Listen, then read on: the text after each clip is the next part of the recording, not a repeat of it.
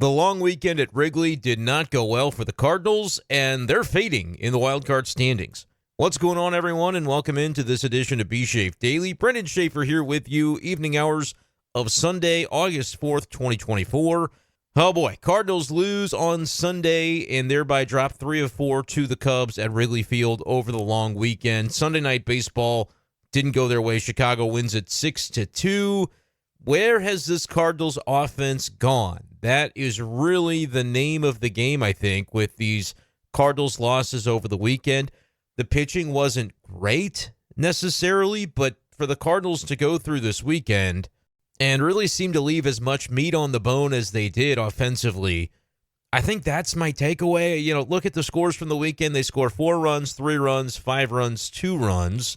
So their game average, 9 plus 5, 14. They average 3.5 runs per game over the long weekend.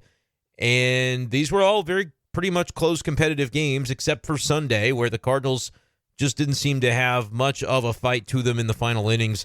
Couldn't muster anything offensively to try to make their way back into this game.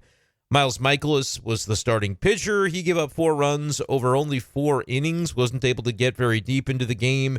Had the weird situation where the Cubs' second run, the tying run in the bottom of the 4th, scores on a balk against Miles Michaelis. Miles opens up the 5th inning, but is unable to record an out, so technically 4+ innings for Miles in this game, but didn't record an out in the 5th inning, so 4.0 is the log for Miles in this one. He falls to 8-9 on the season, ERA at 5.12. Just an ugly sort of game for the Cardinals. John King comes in, gives up a homer. Ryan Fernandez comes in, gives up a homer. Had to use Liberatore Leahy to get through the end of the game. Offensively, Cardinals just 2 runs in this one, only 4 hits. The second game in 4 that the Cardinals only come up with 4 hits. Happened on Friday, happened on Sunday. The story of those 2 games, both losses for the Cardinals, is that you come up with 4 hits. Really, there's not a lot else that has to be said when you lose games that way. And then the other 2 games, they split the difference on those 2.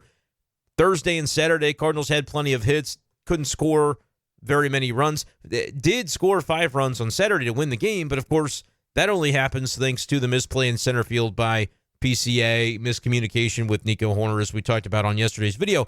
So, like, if that pop-up gets caught, the Cardinals are swept in 4 at Wrigley for the first time in a long time.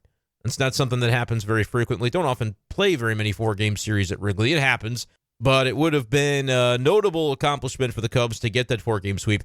And really, I think they just about had it. If you just take away that one very uncharacteristic play where the Cubs' middle of their infield was unable to figure out a way to communicate who needed to have that ball and make it happen on Saturday afternoon. Without that, man, the Cardinals would really be down bad right now. They're 57-55 as it is. That play on Saturday, and obviously the subsequent triple by Tommy Pham, and he was driven in by Lars Nootbaar, is the difference between the Cardinals still being head above water at 57-55 versus they would be at 500 right now if not for that sequence of events on Saturday afternoon. So it's unavoidable at this point, the notion that the Cardinals are sliding in the standings. The Brewers didn't have a great weekend against the Nationals, which is good, but Cardinals are still 5.5 games back there. And in the wild card, where for so long the Cardinals were holding it down and they were in a pretty good spot. Seems like they had 2-3 games of cushion there for a while. It has flipped in the other direction. The Cardinals are now 3 games back of a wild card spot, and the Mets, the opponent the Cardinals will see on Monday afternoon for happy hour at Busch, stand between the Cardinals and the Diamondbacks for that last wild card spot as of this recording. So I guess you can take that as a positive that the Cardinals at least have 1 game against a team that they are trailing in the wild card standings, but with the way the Cardinals are playing right now, it's just not consistent enough offensively. I mean, I think that was still the narrative that we talked about yesterday, even in a 5-4 win on Saturday afternoon. It just doesn't feel like the offense has that same, I mean, the punch they were packing against the Rangers for the last 2 games of that series, it just wasn't that kind of weekend. And maybe you can chalk that up to a Wrigley thing, and sometimes, wind blows in at Wrigley, sometimes wind blows out, sometimes you just have a bad weekend. But Cardinals fans, let me know in the comments below, how are you feeling about the Cardinals after the weekend at Wrigley? Monday afternoon, it's a 4:15 start time. Andre Palante takes on Sean Manaea. Not sure, ERA-wise, it's somewhat close. Manaea 3.5, Palante 4.04. So maybe a somewhat even pitching matchup there, and the Cardinals will get to return home. Kind of a weird timing of everything, obviously, with this being they're picking up a postponed game from, I think it was back in May.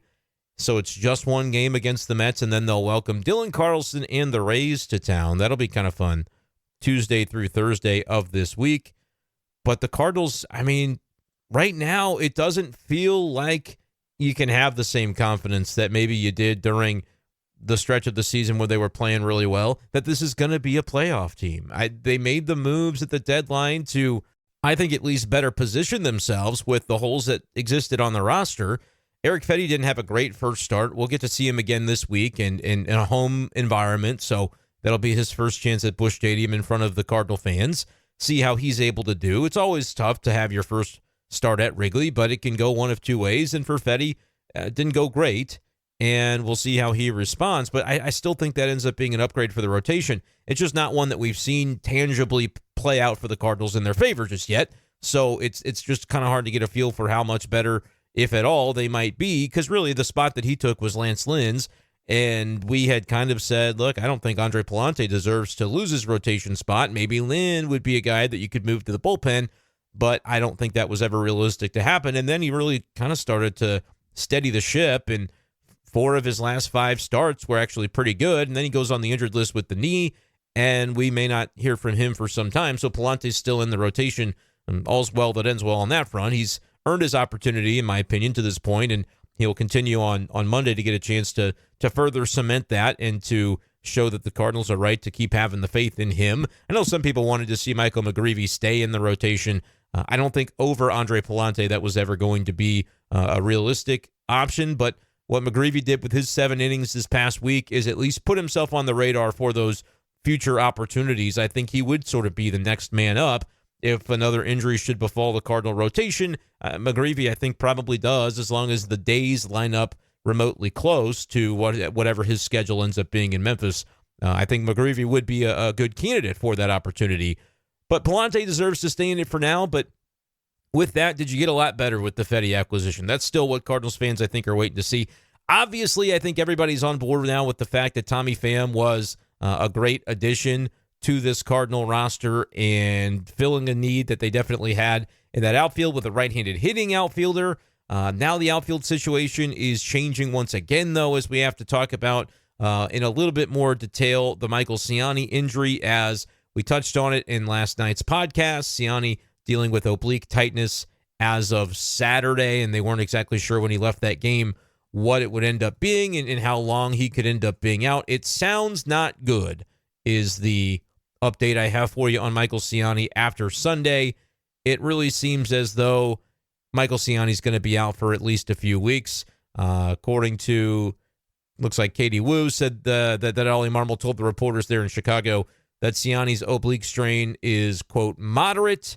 So I think similar to how we framed it with Lars Nootbaar, you could have said it was a low-grade strain, and that would have been a much better scenario than a moderate strain.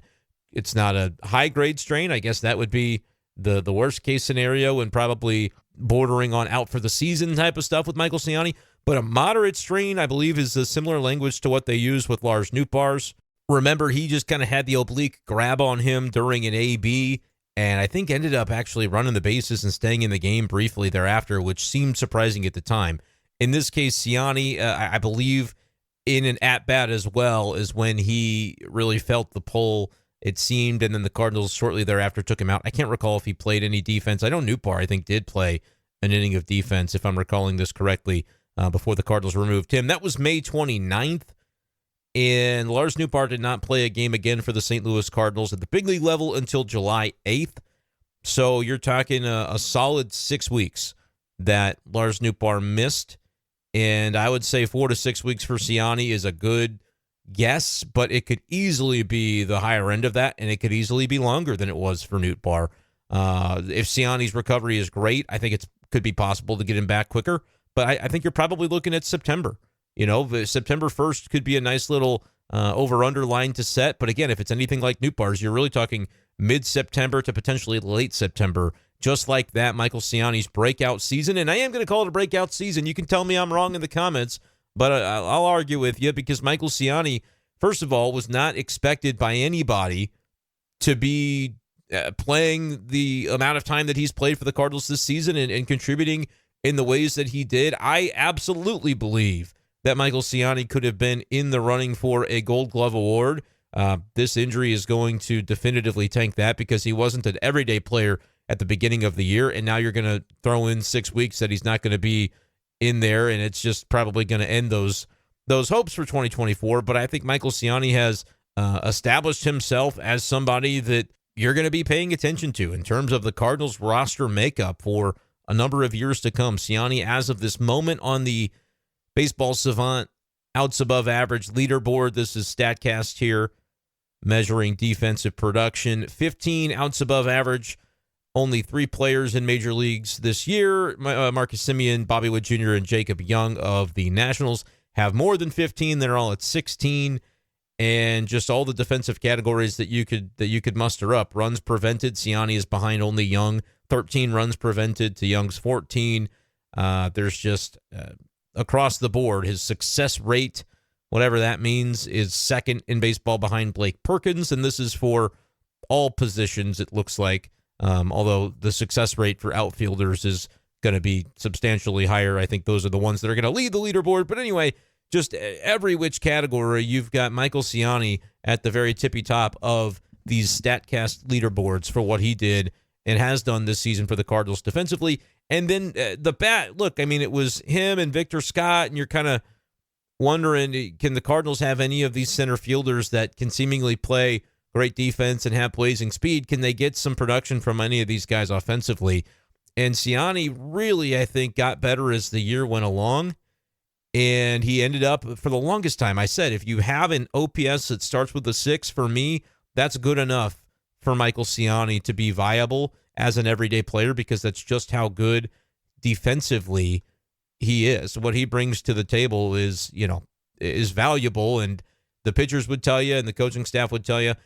No matter which way you sort it, though, he really came on strong offensively. I'll just go from the 1st of July up until the injury for Michael Siani. He was hitting .313, and not a huge OPS, but like that's for his skill set to just be able to get hits and be able to get on base, I think was something that, I mean, he raised his batting average from about it was about 208, I think, 20.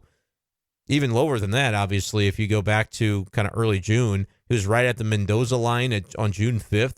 So you could kind of play around with it on Baseball Reference to find the game logs that make Michael Siani look the best.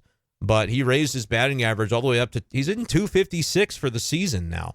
And with his 14 stolen bases, like, that's not going to be something that counts toward your slugging percentage, but relevant enough because of, the speed that he possesses, can oftentimes get himself to second base. Not a huge power threat, but OPS up to 622 by the end of the season, and I should say by the end of this stretch for Siani, now that he's on the injured list. 630 OPS is what he had day before the final game he played, which was the 0 for 3. And, of course, didn't get a hit after the infamous, at this point, pinch hit of Brandon Crawford for Siani in that game on whatever, I guess that was Friday. Man, that might have been the one, too, that maybe Michael Siani could have come through. Instead, a day later, I'm not going to say his season's over, but I think it's probably a month plus before the Cardinals see him back in action. So what have they done as a result of that? Well, kind of interesting. We debated last night what we might see. Victor Scott II ended up being the player recalled by the Cardinals on Sunday. He's back on the active roster, and it kind of feels a little bit confusing as to what the Cardinals' plan is going to be. I saw some various postings from earlier today. This was from Matt Pauley, who is with KMOX, obviously, and I'll just read you his tweet. He said that Oliver Marmol told him on their pregame show that Siani's oblique injury is going to cause him to miss significant time. Quote, "It looks like something that's going to sideline him for a little bit. It's definitely an oblique, and we know how those go. It could be several weeks before we see him back." Marmol also tells Matt Pauley that among players currently on the roster, Lars Nootbaar will get the most time in center field, But how does that then jibe with the recall of Victor Scott and who's going to sort of dominate the time there? Victor Scott has been on a heater in AAA, and obviously we know what he's capable of doing defensively. I think the Cardinals, in calling him up, are kind of almost going to maybe make the same claim for Scott as they did with Siani, which is like, if you can just have an OPS that starts with the 6 while you're here and play. Siani might be the better defender at this point. I think he's more polished in center field than Victor Scott, at least in the version of Victor Scott that we saw when he was with the Cardinals early in the year. Victor's athleticism was very clear in center field when he was with St. Louis to begin the season, but sometimes the reads didn't seem as comfortable for him, and he would make up for that usually with his speed and his athleticism. But, he's been down there and grinding in Memphis, obviously, to try to get another opportunity. And perhaps the defense as well as the offense have seen that uptick. And I'll be very curious to see what the confidence level is for Victor when he gets back into center field for the Cardinals in St. Louis. Did not come into today's game at all. Nootbaar started in center. Pham started in right. Burleson in left. And I talked yesterday and basically said they don't have to recall an outfielder if they don't want to, if they're comfortable with Nootbaar playing center. But clearly they're not comfortable enough with it that they don't want to have that legitimate defensive replacement off the bench, perhaps in the form of VS2. But also, I think with Victor, you could start him and basically do with him the same things you did with Siani and just have him almost be a direct replacement into the lineup, probably bat toward the bottom as sort of that second leadoff man if he's batting ninth like Siani often did. And we'll see if they can get somewhat similar production out of him. I mentioned that Victor had been on the upswing recently in Memphis, but for a while his OPS was in the 500s there in AAA. But just kind of looking at some of his recent production, he, over the last week in particular, had a hitting streak going. Trying to see here. They don't do the game logs on MILB.com the way they do on Baseball Reference, so forgive me. Looks like he had an 8-game hitting streak before he was recalled, and 3 home runs as well over his last week or so. So even showing a little bit of power and raised over that stretch, basically raised his season-long slug in AAA from 279 to 318, and had a pretty productive stretch right there before the Cardinals recall him. So the Cardinals are maybe hoping to catch lightning in a bottle a little bit, but I also was surprised that he's going to be the recall if the expectation's not going to be to try to play him the majority of the time in center. I think the Cardinals may still sort of be working through exactly how they view that position and whether they think they can get Siani-level production from Victor Scott, or if it might be considered better to prioritize offensive production and get more quality bats in the lineup as a result of Nootbaar being able to play center field. Oliver Marmol evidently told Tommy Pham, though, be ready to be potentially used in all 3 outfield spots as well. Tommy Pham, by the way, had some great moments on the ESPN broadcast today. They mic'd up Tommy Pham for Sunday Night Baseball for an inning, which was pretty cool. And as he was coming off the field, they asked him basically a few questions from the fans. For those of you who didn't see this, I'll recap it briefly. But one of them was related to fantasy football, asking what should the punishment be for last place in the league.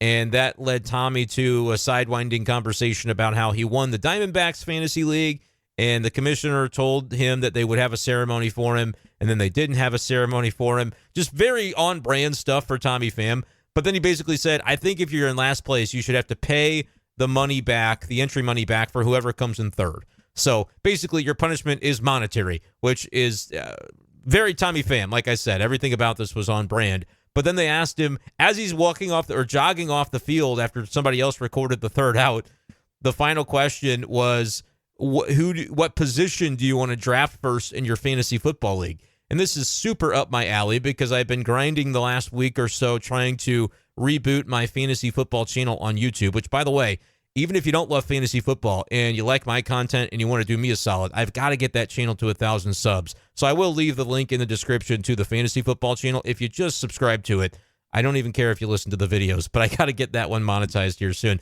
But anyway, he basically said like an actual legitimately good answer, which is kind of the stuff I talk about on my fantasy channel, where he said, I used to be a guy that would draft 3 wide receivers at the beginning of my draft, but now wide receivers it's more popular to have those drafted earlier, the best ones, And so now I just have to go with the best player available. And I'm like, that's actually really good, because in fantasy, I think this upcoming season, there's going to be so many wide receivers pushed up the boards that it might be kind of time to zig back and take running backs, where that used to be the thing everybody was doing. And so you have to kind of stay ahead of the trends. But I thought it was legitimately hilarious that Tommy Pham is that locked in on fantasy that he's talking about, yeah, I won the league in Arizona, but they didn't give me a ceremony to celebrate me. And also I have genuinely good opinions on who you should be drafting in the first round for fantasy. I just thought that was kind of something I got a kick out of. But Ollie Marmol would get a kick out of him being able to play some quality center field for the Cardinals, and I think you may see him in that spot. Look, the Cardinals have strained to this point to not put Lars Nootbaar into center field this year, and they've done it here and there, but now I think it's inevitable to happen more often. But with the dawn of Victor Scott the second 2.0, now that he is back up to the big leagues now for the second time, I am very interested to see what that time split would be, because you wouldn't think the Cardinals would bring him back if they didn't have some communication between John Mozeliak and Ollie Marmol on they were going to use him, right? And Ollie's stumped for Victor to be here the first time because he knows what that kind of value can be to the pitching staff when you have somebody in center field able to track down balls like Michael Siani has been able to do. And I think like Victor Scott showed back in spring training that he would be capable of. But now you've obviously got fewer outfielders to choose from. No Tommy Edman in the org anymore. So even if you thought, well, he's not here yet, but he'll be coming, well, now he won't be. And Dylan Carlson won't be, although he will be back at Busch Stadium on Tuesday when he comes with the Rays. There are just fewer outfielders to go around now than there were at the beginning of the season when we had this conversation the last time. So kind of going to be interesting. I don't know how much Victor Scott's going to be used, but my premise is I wouldn't think he'd be here if he wasn't going to be used a fair amount.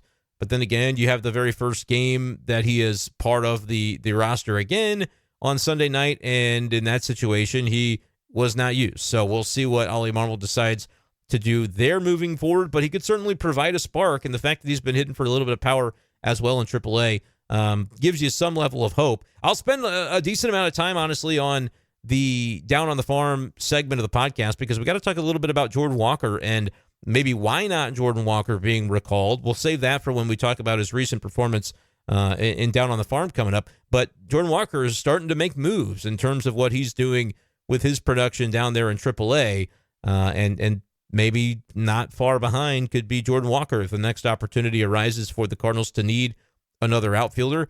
Maybe Jordan Walker ends up being an option sooner rather than later, but we'll talk about that in a bit. We should probably talk a little bit about the game. We talked about the standings and how the Cardinals didn't have the weekend they wanted, but in terms of some things that stood out from the game itself, Mason Wynn's homer stands out as really the lone positive for the offense. It was a 2-run shot in the third, and then the Cubs proceeded to score 6 unanswered thereafter, 2 in the 4th, 5th, and 6th innings, respectively. But Wynn's 9th home run of the season. He's right there at 739 OPS. 939 would be very good. 739 OPS. He's hitting 279. He is just fine. I mean, he's doing everything you could have hoped for coming into the year. He's probably going to end the season with, maybe close to 12, 15 home runs potentially. And, I think leadoff suits him pretty well. And I think he's only going to continue to get better in the role and grow into the role. And the fact that he's able to hit for some power, too. He really stayed through the ball nicely on the opposite field home run swing as it was. Really good stuff from Mason Wynn at this point. 9 homers on the season. But the Cardinals just couldn't really solve Justin Steele. And he came in with a career like 3.4 ERA in games against the Cardinals and basically improved upon that, going 6 2/3. Only gave up 2 runs, only gave up 3 of the 4 Cardinal hits in the game, had a couple of walks that he scattered as well, 6 strikeouts, 4 steals. So, we talked coming in about how the Cardinals got to avoid Kyle Hendricks, and that was nice, but they did have to face Shota, and they had to face Steele as well, and those are the 2 of the Cubs' best. So it just didn't go very well for the Cardinals this weekend, man. They were closer to getting swept in this series by far than they were to potentially winning or even splitting this series. You could change one play in the series and the Cardinals were swept in it. Does that give you pause about this team's potential to make the playoffs? And I know that a lot of people are already saying, I've had the pause. I've been commenting daily that this Cardinals team's not very good. I don't know that they're not good. I don't think they're a great team. I think they've got the potential for good, but they also might just be what everybody has sort of been claiming in the comments here, that they're just kind of average. They've got a very average starting rotation. They are average in that rotation for sure. Even Sonny Gray, who was supposed to be the ace and the frontline guy, has had month-long stretches of just not being very productive, not being very good. So, yeah, it's an average rotation. It's a bullpen that I think is above average, and it's a lineup that I think on paper should be above average, but it has been straining to be considered average in terms of where they rank across Major League Baseball this year in a lot of those important categories, runs scored, OPS, etc. So, yeah, I mean, look, at a certain point, we've asked about how much the run differential matters and the fact that it's negative and has been so negative all season long. Do the Cardinals sort of regress back to what that number suggests they are, and maybe they're just around a 500 ball club, or do they have another gear that they're going to be able to find over what is now really becoming quickly a sprint to the finish? I mean, you could look 7-ish weeks or so, maybe a little more than that, and the season's going to be through. The Cardinals have played now 112 games. You got 50. I mean, that's it. You've got 50 games left to try to make a push, and look, you could go 30-20 over those final 50 games, and that would be a 600 winning percentage. A 600 winning percentage over the course of 162 would win you 97 games. That's the kind of pace that the Cardinals need at this point just to get to 87 wins. And I don't know that for sure 87 wins is going to guarantee you a postseason spot. Right now, the Diamondbacks are playing at a 536 clip, which is the third wild card. And that's right on the nose of 86.832 wins. So right now, the Cardinals basically, to match, if the Diamondbacks keep their same pace the rest of the way, for the Cardinals to catch them, the Cardinals have to go on a 600 win percentage pace the rest of the season. 97.2 wins over to 162, that sort of pace to catch Arizona. And there's also the Mets to contend with. And the Pirates are only behind the Cardinals by a half a game. The Giants are behind the Cardinals by a game and a half. Like, you can't count them out. The Cubs are technically only 3 behind St. Louis. This is not over in terms of the teams behind the Cardinals having the capacity to pass them. So, look, I have been... there was that stretch after the day Wilson Contreras got injured. I'll remember it like it was yesterday. I said for the first time, my percentage has flipped to below 50% today. I don't think the Cardinals make the playoffs. And then they went on that huge losing skid, and I looked smart, and then right around Mother's Day, they turned it around. And eventually I said, yeah, you know what? I think I see the light. This Cardinals team has finally settled into playing the kind of baseball that they believed they could and that they're supposed to play, and they're going to find a way to get into the playoffs. And then I kind of maintained that, and the Cardinals maintained their stranglehold on a wild card spot. And then they started to dip a little bit, but they were adding at the deadline, and everybody had reason to feel good about that. This weekend at Wrigley Field, man, it's stark, the difference, because you are now 3 games back. You have been kind of, just spinning your wheels a little bit. Every time you look up at your last 10 pace, it's, you're 4-6, you're 5-5, you're 4-6, and they have not really been able to find another gear just yet. The Cardinals are playing 2 games below 500 baseball on the road this season. They're playing 4 games above at home. They're 29-25, so that's good that they're still above 500 at home. But when you see them against good teams, they're 26-31 against teams with 500 or better records, or I should say above 500 records. So that's always going to be a moving target, because teams that didn't qualify for that stat might get to back at above 500, and then they will qualify for that stat if the Cardinals had already played them. But the Cardinals right now are just, with that 2 games above 500 record and the way below, the minus 42 run differential, they're looking to be a very middling team at this point. What's going to be the differentiator? What's going to be the thing that takes the Cardinals and launches them into a winning streak? Because right now, it's going to have to be playing almost perfect baseball on a daily and then a weekly and then kind of stacking that for several weeks in a row basis. And that's not easy to do when you can look at the roster and say, the rotation is fine. It's okay. It's not, I'd strain to call it good. They've got pitchers that can pitch good. They can pitch well for stretches at a time. But, at a certain point, it's not like a affront to their character or their anything of the sort to say, well, I mean, we can just measure by the stats in August, right? Like, we don't have to. This is the kind of conversation we went through last year when it's like, well, these players on paper, we really think they're better than this. But it's like at the end of the year, when you lose 90 games, you're a 90-loss team, and that's not a good team. So if we want to just do the fairest thing possible, it's not the stats aren't biased after 4 months. After 4 months and a couple of weeks, which is where we are. Cardinals have a 4.44 ERA in their rotation. That's 23rd in baseball. Can't say it's a good rotation at this point. Tell me, where are the stats lying to you if you say this is a good rotation right now? And look, this is something the Cardinals would probably push back on. I get it. They have to believe in their guys. They have a group of 5 starters that are capable of having a good to even a great month and fixing those numbers, but we've played over 4 months of baseball and they're 23rd in ERA in baseball. That's the starters. Relievers, they're 6th in baseball. They have a good bullpen. I mean, above average to good to potentially great. I'm willing to give the bullpen its flowers. I mean, it's pitched very well this year. 3.63 ERA is 6th in baseball. The only teams ahead of them are all playoff teams as of right now. Guardians, Braves, Brewers, Yankees, Dodgers. Then you've got the Cardinals. That's the next best bullpen in baseball, and that's by the numbers. So, you can give credit for what that looks like. Now, kind of smush those numbers together. Pitching staff, Cardinals have 18th in baseball in ERA, 4.08. Puts them in the middle. They're average. They're fine. But if that's your calling card, you're probably going to be an 81-win team unless, offensively. Where do the Cardinals stack up? Is that where they find their differentiator? Well, they're 18th in OPS this year. 696 OPS. How about runs scored? I mean, these are just the numbers. Tied for 21st in runs scored.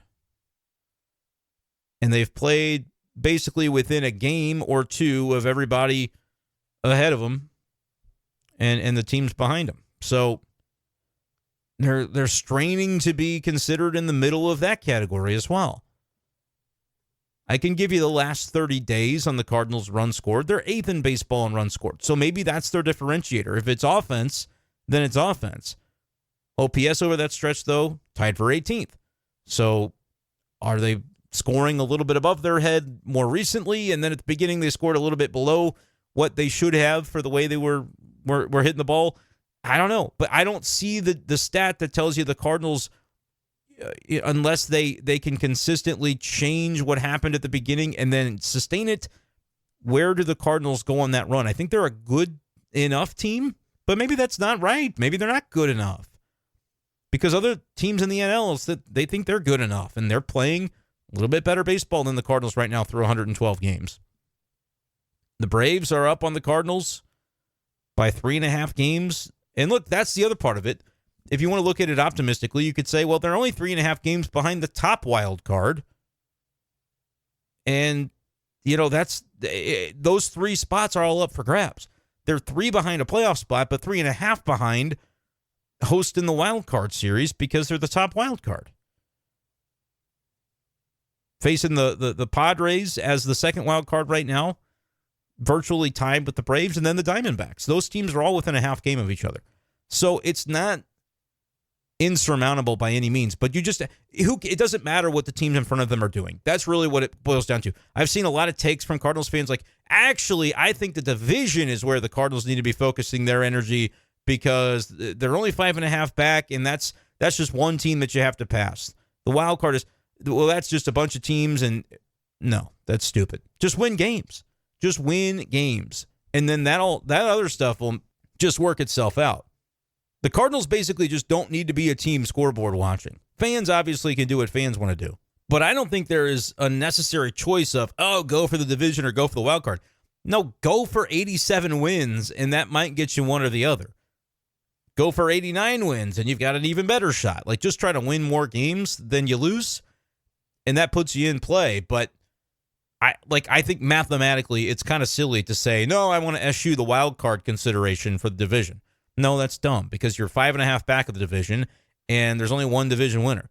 There are 3 wild card spots and you're 3.5 back of all of them. 3 back of the Padres 3 back of the D-backs, 3.5 back of the Padres and Braves. And you any one of those teams could fall out and now you have a chance to pass them. You do have to consider the Mets as well, so the math changes a little bit on that. You got to consider the Pirates, too, because they're only a half game behind you. But the Cardinals have enough teams within arm's reach that if they just start winning baseball games, they're going to be fine. What's the element of this team that's going to put them over the top? Right now, I don't think any one element, and I've been saying this going back to April, no one element of this Cardinals team is elite enough to overcome deficiencies in the other areas. So basically, you can't afford for any of the areas to be deficient. And that's a hard way to win, but it's been the way the Cardinals have had to win all season long. Barring this team suddenly doing what it did to the Rangers 2 days in a row on a more consistent basis, they're just going to have to play really effing clean baseball. And that's hard, especially when you're like shining example of really clean baseball. Michael Siani goes down to injury over the weekend. Like, things are going to happen that aren't ideal as you go through this, and the Cardinals are going to have to find a way to pull themselves up by the old bootstraps and figure it out. Let me know in the comments your thoughts on where the Cardinals stand and where you think they go from here after this weekend series loss to the Cubs, 3-4 at Wrigley.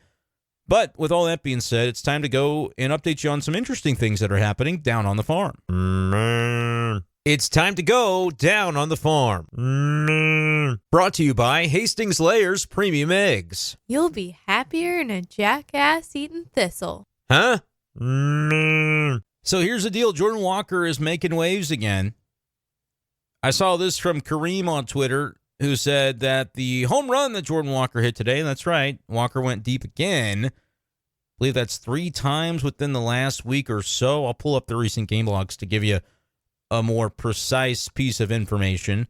But Kareem put in his tweet that I saw out there that it was the longest home run of Jordan Walker's professional career, which is in StatCast tracked games. So probably more at the higher level of the minors and sometimes maybe even at the lower levels. But 108.9 exit velo off the bat, 446 feet, the estimated distance for Jaywalk. And I'm just going to take this tweet here from Jacob at Baseball Perspective, who has an account focused on baseball analytics. Over his last 10 games, Jordan Walker's hitting .357, OPSing 1107. And to make up that, he's got a .417 on base and a .690 slug. Exit velo up, 90th percentile exit velo up, sweet spot numbers, barrel percentage, all kinds of good StatCasty stuff that you want to see Jordan Walker be able to develop into. And, well, I'm taking a look at the highlight of the home run that he hit today. He hit that one in the air, I'll tell you that. He's had some that have been on the ground. I think we make more of it than we probably should when it comes to the launch angle of every batted ball off of Jordan Walker's bat. But you look recently, he's had, that's 5-6 games in a row with multiple total bases. So even in the games where he's just getting one hit, it's usually been a double. He's raking a little bit right now. And I said over the last week, it's really been the 3 homers over the last 10 days since July 25th. So 10, 11 days or so. This extend, they always play one team every week. This series against Durham, he's been just raking the ball, has raised his stats over the course of just this one series. 237 average coming in. He's up to a 252 season average now with Memphis after. And, of course, the day off will be Monday, so that series will be over, and the Redbirds will play a new team. 307 on base coming into the series, or I should say 305 on base coming into the series, up to 317 for the Memphis season, and it was a 372 slug, which is now up to 405 for the Memphis season, an OPS of 722. Jordan Walker is coming, and I think he's going to get here. I was asked in one of my group chats today, you think Jordan Walker is going to play for the Cardinals this year? I said, yes, I think he absolutely will. Even if it's, September call-up range, which is not the same as it used to be. I think the rosters will expand from 26 to 28 at that point. But Jordan Walker is going to play a game for the Cardinals again this year, barring, sudden injury or something. And certainly the way he's swinging it could be sooner rather than later. The problem is, for right now, where do you put him? Is he going to have an everyday spot? And that, I think with the emergence of Alec Burleson, certainly becomes more complicated. But if you wanted to do it a certain way on days that Wilson catches, because when he DHs, it complicates everything.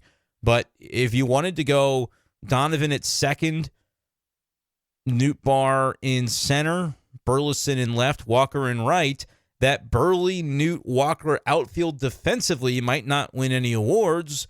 But if for an offense that has struggled for consistency, if Jordan Walker is doing Jordan Walker things, and that is a compliment when I say Jordan Walker things, because we're still believers in Jordan Walker on this podcast. We think he's going to turn it around and ultimately be the guy that was promised with all of that hype throughout the draft process and the minor league system and the 787 OPS he put together at the big league level last year.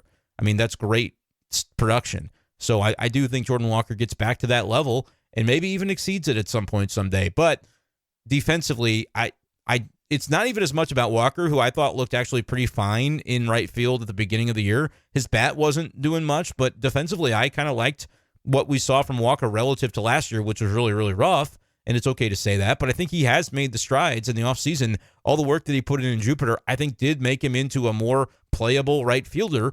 I think Burleson has done similar work to make himself playable in the outfield.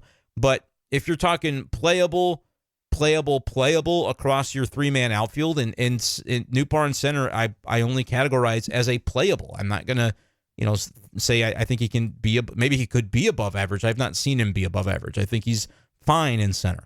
But fine across the outfield for a pitch-to-contact heavy rotation.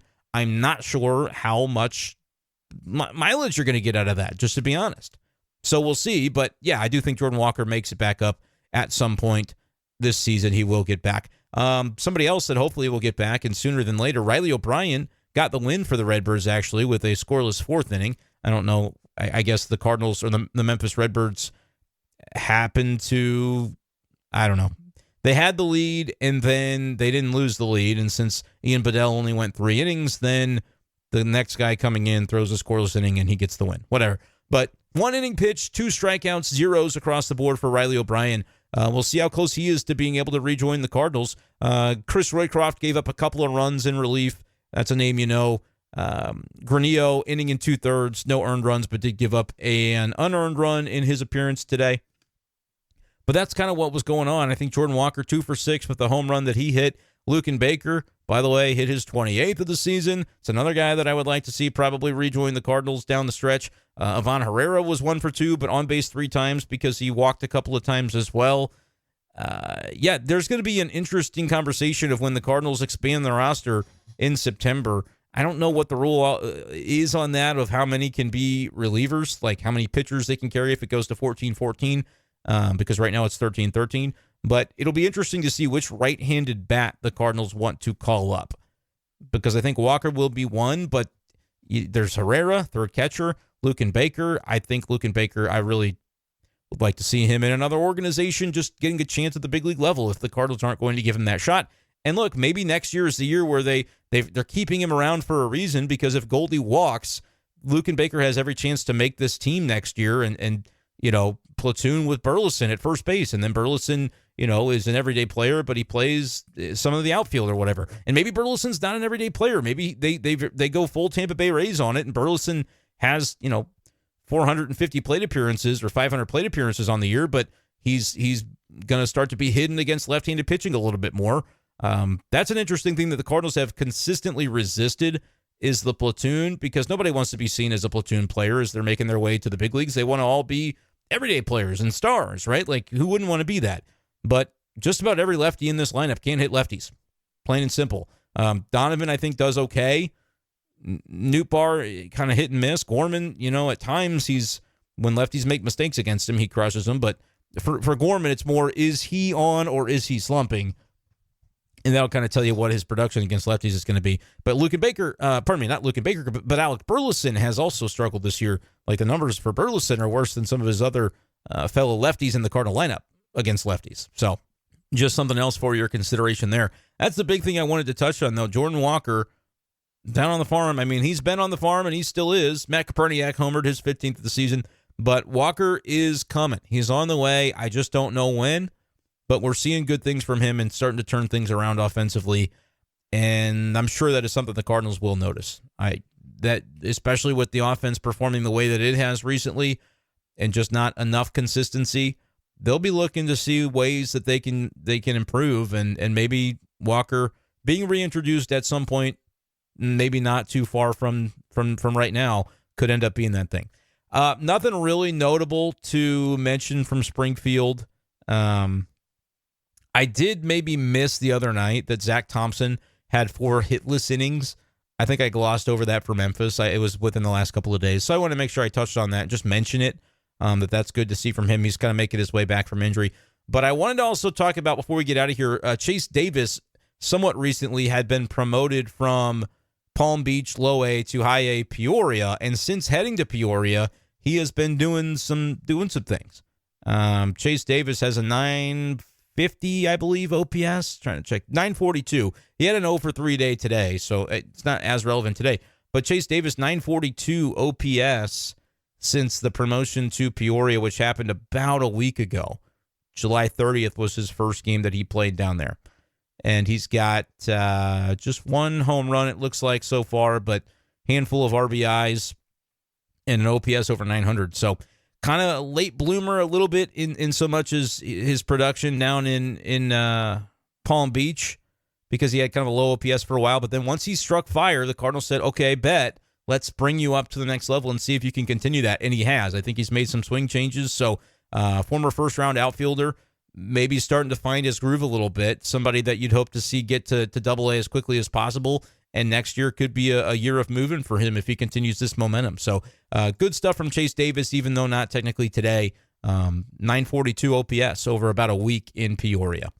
That's about all we have for today. Appreciate you guys for joining me as always. Make sure to hit that subscribe button if you haven't already. I'm sure you have, because we're 46 minutes into a podcast, and you wouldn't still be listening if you weren't subscribed. So check everything else out, the Patreon, the Discord, the fantasy channel. I'll put the links all in the description to this video.